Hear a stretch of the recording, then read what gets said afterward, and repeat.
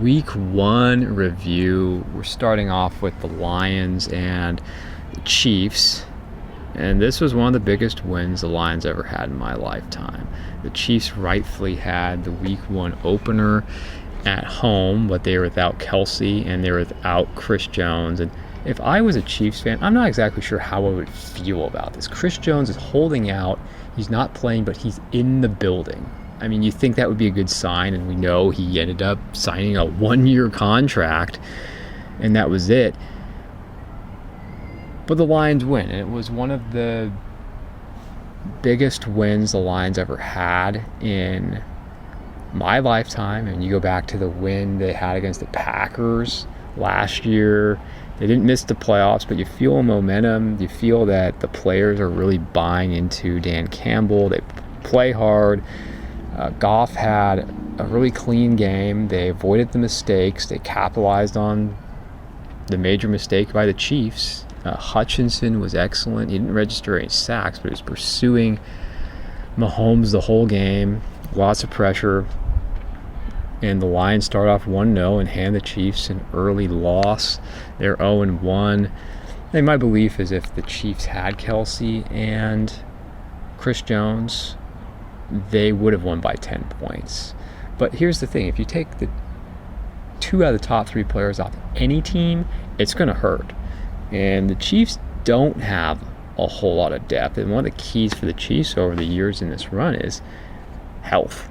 They've been able to keep their key players on the field. I expect the Lions to continue to play well, and I expect the Chiefs to bounce back.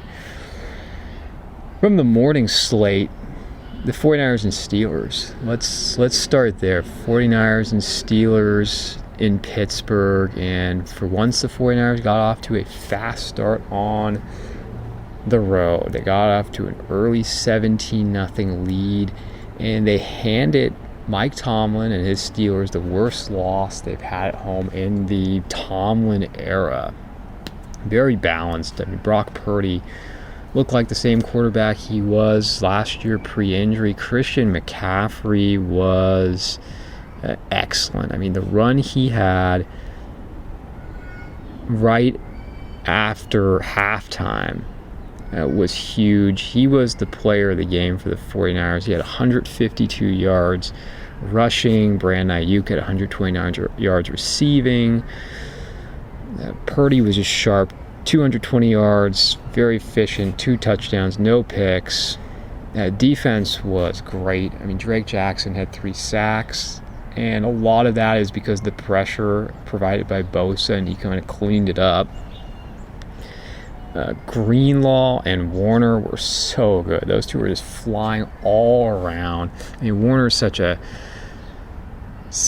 a perfect fit for the modern NFL at middle linebacker. I mean, he's not necessarily always a big hitter. It was not like a big hitter like you'd see with Willis and Bowman, but he can deliver the big hits. And how about the hit he had in Najee Harris? That was one of those tone-setting plays. And the 49ers just out-physical the Steelers. That's what was so impressive. A good game. Charvarius Ward had a pick. There was a pick by Hufanga in the second half, which you could really give the credit to Fred Warner on as well. Hargrave looked really good in his debut. Just really good all-around victory. I mean, they could have ran the score up more. They didn't. And the final was 30-7. And let's give some credit to Kyle Shanahan. I mean, Kyle Shanahan coached a good game. They were super well prepared. They won in every phase of the game. They avoided the turnovers themselves, and even taking it to special teams. You know, we were concerned about Moody and how he would do, and he had a very rough preseason, but he was ready in week 1. He got it done, and he made all of his kicks, and good win by the 49ers, and I'd say one of the more memorable home openers they had. I mean, they lost to the Bears last year. They lost to the Bears on the road in Chicago. You go into Pittsburgh, and you have to respect the Steelers. And the Steelers had a great preseason. Everyone's excited about Pickett and the offense. And the Steelers weren't ready for the 49ers defense. I mean, he was 31 for 46, but he was picked twice. And the receivers, Johnson and Pickens and Robinson, you talked about the weapons that the Steelers had. They were all just controlled. I mean, that front seven of the 49ers is so good. And if their weakest unit is their secondary on defense, we're talking about a great defense. And they could be better than last year. I mean, the highlight for the Steelers, I'd say, was T.J. Watt. He had 3 sacks. And McKivitz had his hands full. And I was a little disappointed the 49ers didn't give him a little more help. I mean, this is T.J. Watt. And if there's anyone better than Nick Bosa on the edge, it's T.J. Watt. And I would have liked to have seen them protect Purdy a little more out there. But we're nitpicking at this point. It was a great win, and that's what you want to see in week 1. It was a great win. Nothing else really to say about the morning games. I mean, how about the ugliest game of the week? Would have to go to the Cardinals and Commanders. I mean, uniform-wise, yuck. Afternoon games. Oh, well, Browns and Bengals. I have to point out Browns and Bengals. Bengals won 24-3. Or, excuse me, Browns won 24-3. You would have thought that the Bengals would have won 24-3. And, again, I'm not overreacting after this first week, but the Browns could be really good. I think the Bengals will be fine. The Browns have the potential to be good. I mean, they have a good roster, and if Deshaun Watson is closer to what he was before all the off-the-field situations happened, yeah, the Browns could definitely be a wild card team. They have the talent. Afternoon games. I thought it was unusual to have an afternoon game in Chicago. The Packers won. Jordan Love looked good, and the Bears have been hyped up quite a bit, and I think people need to slow down a little bit on the Bears, but really nice, you could say, debut as a starter for Jordan Love. It's his team now. He's the number 1 quarterback, and they're moving forward with him. Raiders and Broncos. This is the one I sat down and watched, and I was especially interested in seeing Jimmy Garoppolo and how he would do in Las Vegas. And they were opening up against the Broncos, against Russell Wilson, and this was Sean Payton's coaching debut. I think the Broncos will be better. I'm sticking with what I said. They'll be better, but it's just not a very talented roster. To me, they're just about as average gets. Russell Wilson looked, though, more like the Russell Wilson of the Seahawks. That's good news if you're a Broncos fan. The Raiders can win games. They can definitely win games with Jimmy Garoppolo, and they'll beat teams, and they'll be all right. My whole issue against Garoppolo is you're not going to win the games against the big quarterbacks because he doesn't have the 49er defense backing him up. He's in a good situation because he's got Josh Jacobs, he's got Devontae Adams, he has a coach that knows him well, but you're not going to win a big game when you don't have a great defense backing you up like you did in San Francisco. And I still think the Raiders are going to find themselves left out of the playoffs. And then Garoppolo had to go out at one point, and it looked like he was injured. Health is always going to be a concern with Jimmy Garoppolo. We'll see with the weeks to come. Eagles beat the Patriots, but not... They got off to a good start, but it was not a real impressive win. I mean, you'll take any road game you can as a victory in the NFL. I thought it was a little bit of an underwhelming performance by the Eagles. Game of the day, game of the week was the Dolphins and Chargers. I kept saying, this should have been the Sunday night game, and it would have made a better Sunday night game than the one they picked. High scoring back and forth. Tua threw for 466 yards. Tyreek Hill 215 yards. I mean, that looked like the offense from last year before he was injured. And I think the Dolphins, if Tua was healthy, I think the Dolphins would have beat the Bills in the playoffs. I do. Chargers, I still don't think they have the right head coach in Staley. They have the pieces. They're just not getting it done. I mean, they made it to the playoffs, okay, but I think they should be even better. And I don't think they played up to their potential with the amount of talent they have. But, that's a game you want to get at home to start off. Great win for the Dolphins, disappointing for the Chargers. And then the other game I was going back and forth watching was the NFC matchup between the Rams and the Seahawks. This was not what I expected at all. I thought the Seahawks were going to win on a lopsided, one-sided game and ended up being 30-13. 30-13 Rams. Matthew Stafford was very comfortable. He was not under pressure. He had a really sharp game, 334 yards, and not much happening with the Seahawk offense. And the question was, going into the season, was Geno Smith going to be able to repeat and have an encore of what he did last year? And that's a good question. He's supposed to have 3 excellent receivers. We'll see if the Seahawks can bounce back. It's a big game for them against the Lions. I think it's going to tell you in week 2 a lot about what these two teams are. But very disappointing from Seattle at home, where they have the advantage. And I thought if you're just looking at the players on the field, they have the better all-around team. They go down. And then these 2 last games, the Sunday night game, all Cowboys. Complete shutout. 40-0. I just don't view the Cowboys and the Giants as rivals. I don't. They play each other every year, twice a year, but name me how many big games, how many playoff games have these two faced each other over the years? How many meaningful games? The Giants couldn't do anything on offense. They were just inept. Daniel Jones, is he the answer at quarterback? I don't know. He played at times well last year. You look at the stats. He kept the turnovers down. He can run. But he was outclassed. I mean, look what happened in the Eagles playoff game. And, I give the credit to the Cowboys defense. I mean, that was total domination. They're up there as one of the very best defenses in football. And I got to complain about that turf once again in New York. I just think it's inexcusable that they have that artificial turf. And I say, come on, New York of all places. They should get grass there.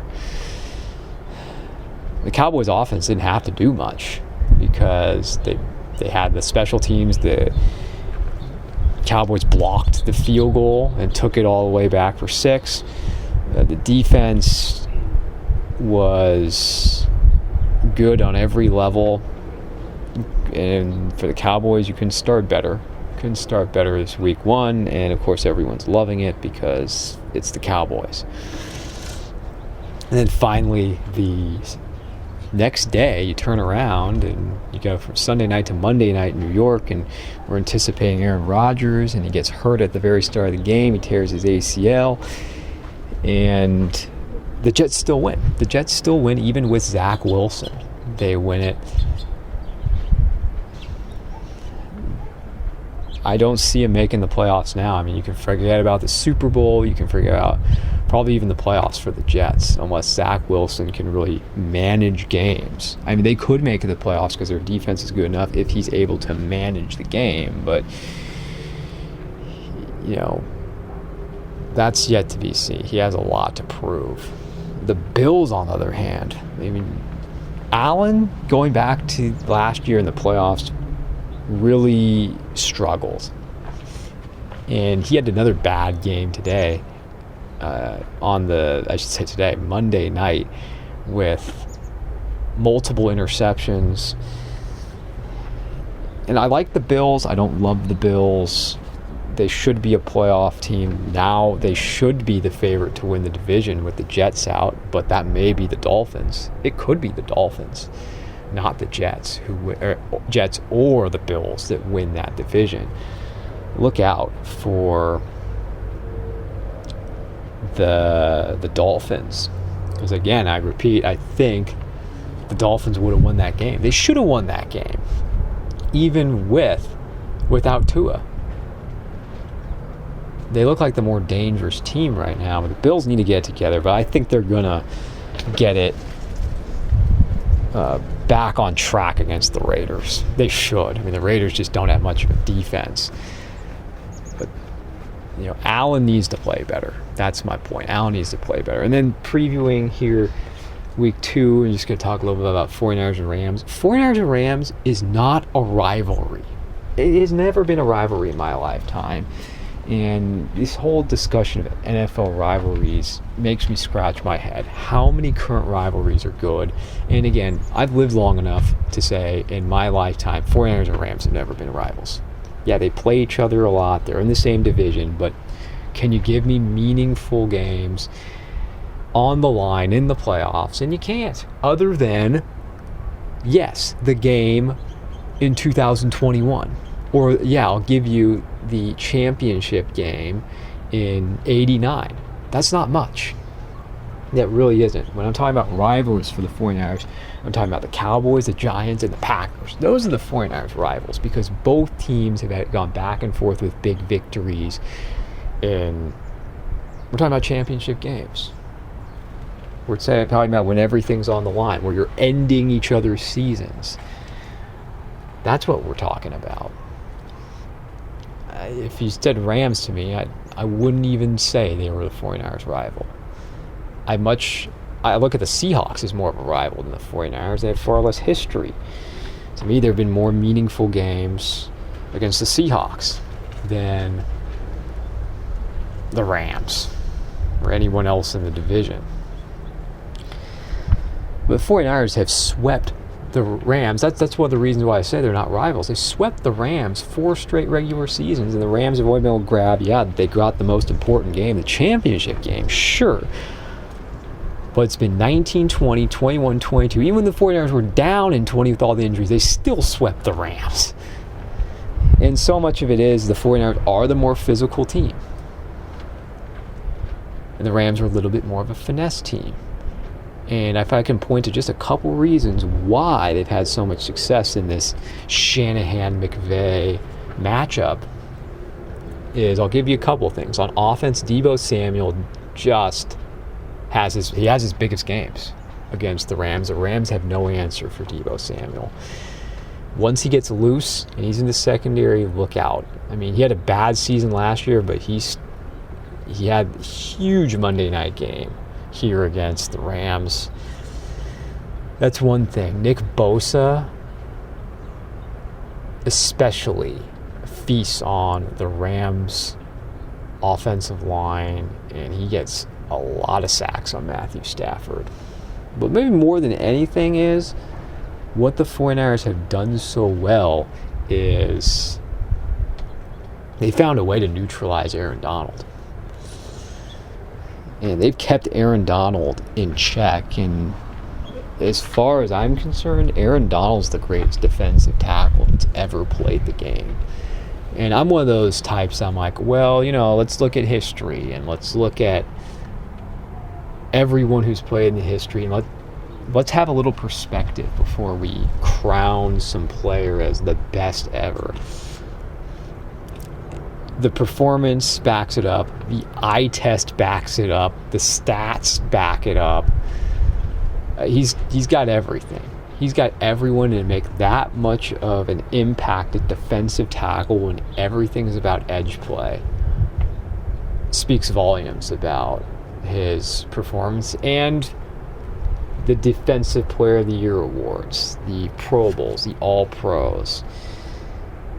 He's the full package. I mean, he could play edge rusher if you want. And one of the points Kruger made this past week, which was so good about Aaron Donald, is physically and with his build, he's so unique because he's actually smaller.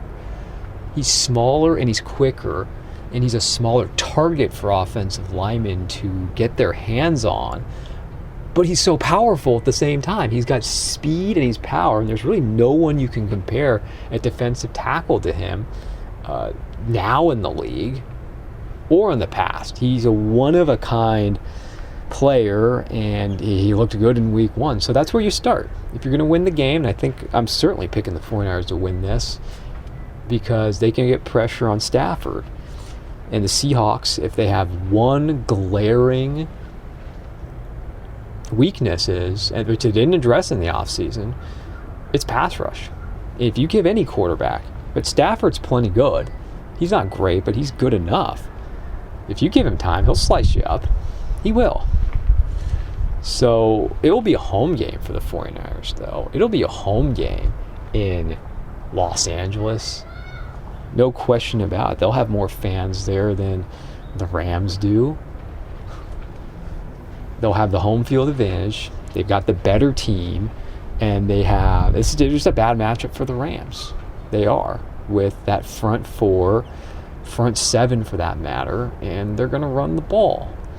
Say, hey, Rams, can you stop the run? And now they got the quarterback who can beat you with the arm too. Because, sorry, Garoppolo couldn't do that. And Purdy can. And this is the thing with Purdy. He's got a confidence. He's decisive.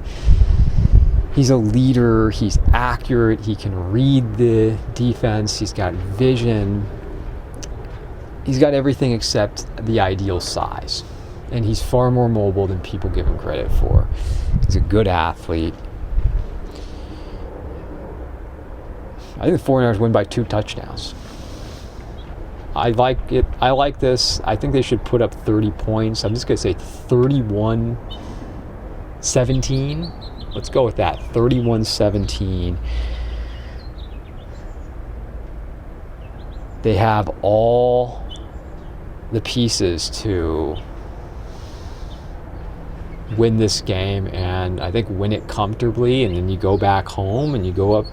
You're 2-0 going back home, and then you got a Thursday night game against the Giants, so just get it done. And I've already heard the 49ers will be wearing the home reds there in Los Angeles. The Rams like to wear the roads at home to start. Sunday night game, I don't know if there's much to say about it. Didn't like the selections the first 2 Sunday night games. There's divisional games. Those are like Thursday night football games, but I'm glad the Dolphins are on because the Dolphins' offense is so exciting. The Patriots don't excite me. Or it would have been more interesting if it was in Miami. So we'll have plenty to talk about after the game. With the 49ers, I would also pick the Dolphins to win tonight against the Patriots. And we'll see, too, after this week, are any of these teams, the big players in the AFC, the big 3, the Chiefs, the Bengals, and the Bills, are any of them going to be 0-2?